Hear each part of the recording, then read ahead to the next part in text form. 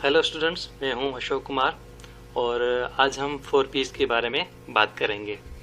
तो 4Ps क्या हैं? 4Ps बेसिकली 4 एलिमेंट्स के कॉम्बिनेशन का नाम है, जिनको हम मार्केटिंग मिक्स भी कहते हैं। मार्केटिंग मिक्स एक मार्केटिंग स्ट्रेटेजी का एक पार्ट होती है, जो कि मार्केटिंग गोल अचीव करने के लिए कंपनीज डेवलप करती हैं। स्टूडेंट्स, वैसे तो मार्केटिंग मिक्स में 4 P's होते हैं, जो कि प्रोडक्ट, प्राइस, प्लेस और प्रमोशन होते हैं।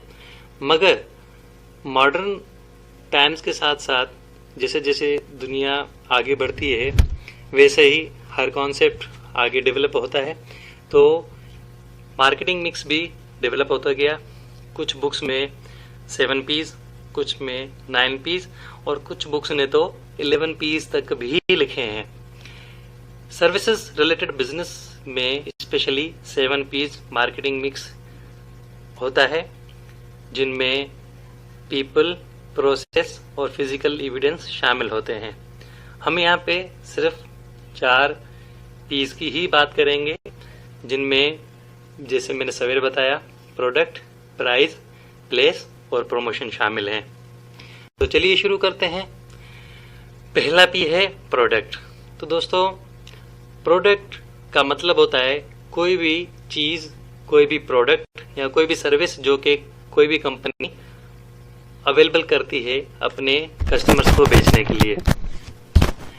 पहले P के वक्त कंपनी डिसाइड करती है, एनालाइज करती है कि क्या हमारी जो मौजूदा प्रोडक्ट्स हैं वो हमारे कस्टमर्स की नीड को फुलफिल कर रही हैं। क्या हमारी मौजूदा जो प्रोडक्ट्स हैं उनसे हमारे कस्टमर सेटिस्फाइड हैं? अगर हैं तो ठीक है, अगर नहीं है तो वो फिर दूसरे ऑप्शंस पर गौर करते हैं, जैसे कि हमारी मौजूदा प्रोडक्ट को डेवलप करने की ज़रूरत है, लाइक उनका कलर चेंज किया जाए, उनकी पैकेजिंग चेंज की जाए, उनका फ्लेवर चेंज किया जाए। जैसा कि एग्जांपल आपने देखा होगा कि पहले टेंग सिर्फ ऑरेंज फ्लेवर में आता था, अब टेंग लेमन में भी आता है, टेंग पीच में भी आता है और डिफरेंट फ्लेवर्स उसके आ गए। अगर कंपनी समझती है कि प्रोडक्ट को डेवलप करने से कस्टमर्स की नीड फुलफिल नहीं हो पाएंगी, तो फिर कंपनी सोचती है कि क्या हमें नई प्रोडक्ट्स बनानी चाहिए। अगर कंपनी इस बात पे एग्री कर लेती है कि हमें नई प्रोडक्ट्स बनाने चाहिए, तो फिर कंपनी इस बात को सोचती है कि हमें कौन सी नई प्रोडक्ट्स बनानी चाहिए। अगर किसी नई प्रोडक्ट पे कंपनी एग्री कर लेती है कि हमें ये प्रोडक्ट बनानी चाहिए, तो फिर आगे उसके बारे में और बहुत सारे डिसीजंस लेते हैं, लाइक उस प्रोडक्ट का नाम क्या रखा जाए, उसकी साइज़ क्या होनी चाहिए, उसकी पैकिंग क्या होनी चाहिए, कलर क्या होना चाहिए, फ्लेवर क्या होना चाहिए और उसको कितनी क्वांटिटी में उसकी प्रोडक्शन होनी चाहिए। ये सारे डिसीशंस फर्स्ट P में लिए जाते हैं। सेकंड P होता है प्राइसिंग। यहाँ पे कंपनी डिसाइड करती है कि प्राइस हमारी प्रोडक्ट की कितनी होनी चाहिए। ये बहुत ही ज़्यादा ट्रिकी काम होता है। कंपनी के पास डिफरेंट प्राइसिंग स्ट्रेटेजीज होती हैं, जैसा कि प्राइस स्कीमिंग। अब प्राइस स्कीमिंग में कंपनी उसकी प्रोडक्ट की बहुत ज़्यादा हाई प्राइस रखती है, क्योंकि कंपनी रियलाइज़ करती है कि जो प्रोडक्ट वो बना रहे हैं वो प्रोडक्ट अभी सिर्फ उनके पास ही है, मार्केट में उसका कोई सब्स्टिट्यूट नहीं है, अल्टरनेट नहीं है। तो कंपनी को पता है कि कस्टमर्स हमसे ही खरीदेंगे, वो अपनी मोनोपोली कायम करना चाहती है, तो कंपनी उसकी बहुत ज़्यादा प्रोडक्ट रखती है। लाइक आप आईफोन का एग्जांपल ले सकते हैं, या माइक्रोसॉफ्ट ने MS विंडोज़ बनाई थी जब शुरू में 95 में, तो उसका भी बेस्ट एग्जांपल आप ले सकते हैं। उसके बाद पेनेट्रेशन प्राइस होती है। पेनेट्रेशन प्राइस में कंपनी जब नई नई प्रोडक्ट बनाती है तो पहले उसकी प्राइस कम रखती है, ताकि जो उसके कॉम्पिटिटर्स हैं उनसे कॉम्पीट कर सके।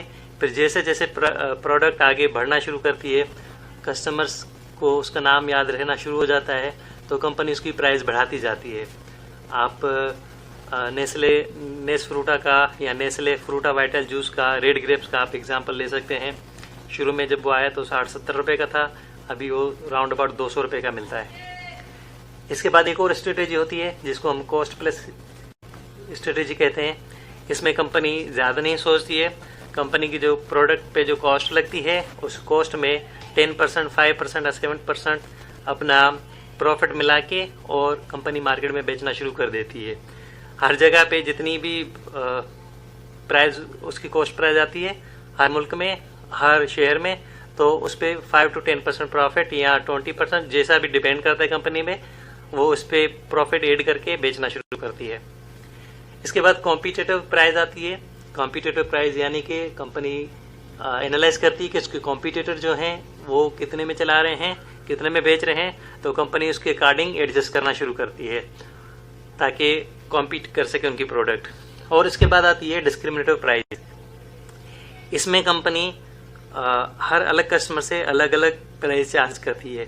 लेट सपोज किसी कस्टमर को एक यूनिट उन्होंने 50 का बेचा तो किसी और कस्टमर को वो 40 में बेच सकते हैं या 60 में भी बेच सकते हैं। तो चलिए आगे चलते हैं। हमारा थर्ड पी है प्लेस। स्टूडेंट्स, थर्ड पी यानी कि प्लेस का मतलब ये है कि जो कंपनी ने जो प्रोडक्ट बनाई है उसको कस्टमर तक कैसे पहुंचाया जाए, वो सारे डिसीजन यहाँ पे लेती है कंपनी।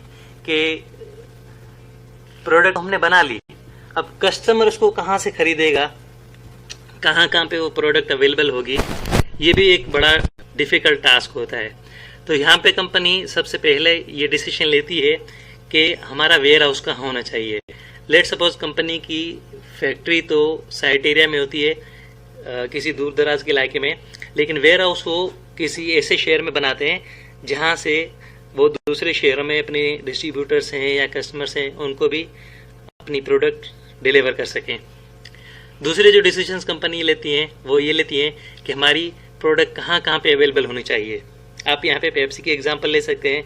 आपको पेप्सी सुपरमार्केट में भी मिलेगा, आपको किसी लोकल गली में जो जनरल स्टोर होता है वहाँ पे भी मिलेगा, आपको मेडिकल स्टोर्स में भी मिलेगा, हर जगह पे आपको पेप्सी अवेलेबल मिलेगी। इसी तरह से कुछ और चीज़ें हैं जो आपको हर की शॉप पे अवेलेबल नहीं मिलती हैं। जैसे हम आईफोन की एग्जांपल ले लेते हैं। आईफोन हर सुपरमार्केट में या हर जगह पे आपको अवेलेबल नहीं मिलता है। फिर कुछ कंपनीज ये भी डिसीजन लेती हैं कि क्या हमें डायरेक्ट डिलीवरी देनी चाहिए, जैसे कि Amazon.com है, कंपनी मैन्युफैक्चर करती है और मैन्युफैक्चरिंग के बाद डायरेक्ट कस्टमर को डिलीवर करती है।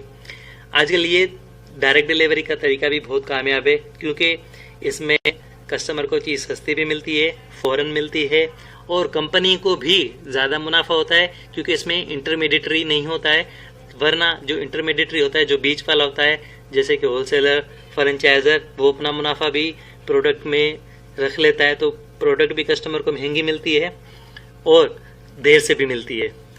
इनडायरेक्ट डिलीवरी भी हमारे यहाँ बहुत मशहूर है।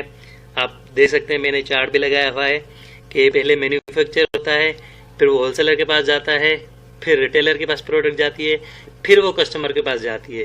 क्योंकि कंपनी खुद हर जगह पे डायरेक्ट डिलीवरी नहीं दे सकती है। कई सारे ऐसे इलाके हैं जहाँ पे कंपनी की अपनी एक्सेस नहीं होती है, कंपनी के पास इतना स्टाफ नहीं होता है, तो कंपनी डायरेक्ट डिलीवरी नहीं दे पाती है। फिर कंपनी फ्रेंचाइज देती है होलसेलर्स को, यहाँ रिटेलर के थ्रू, होलसेलर के थ्रू बेचती है और फिर इस तरह से 3-4 चैनल बन जाते हैं। लेकिन जितने ज़्यादा चैनल बनते हैं कस्टमर को प्रोडक्ट उतनी ज़्यादा महंगी मिलती है, ये एक नुकसान होता है। उसके बाद आता है हमारे पास 4P। 4th P है प्रमोशन। प्रमोशन से यहाँ पे मेरा मतलब है कि कंपनी ने प्रोडक्ट तो बना दी, अब कस्टमर को कैसे इन्फॉर्म किया जाए कि हमने वो प्रोडक्ट बना के जिसकी आपको ज़रूरत है, जो आपकी नीड्स को सेटिस्फाई कर सकती है, वो मार्केट में अवेलेबल करा दी है। तो यहाँ पे कंपनी बहुत ज़्यादा डिसीजंस लेती है कि हमारी जो प्रोडक्ट है या सर्विस है उसकी खबर कस्टमर तक को कैसे पहुँचाई जाए। तो कंपनी के पास कई सारी चॉइसेस होती हैं, जैसे कि एडवर्टीजमेंट। फिर एडवर्टीजमेंट करने के बाद भी, यानी कि एडवर्टीजमेंट करने के लिए भी कंपनी के पास कई सारी चॉइसेस होती हैं। प्रिंट मीडिया है, इलेक्ट्रॉनिक मीडिया है, सोशल मीडिया है।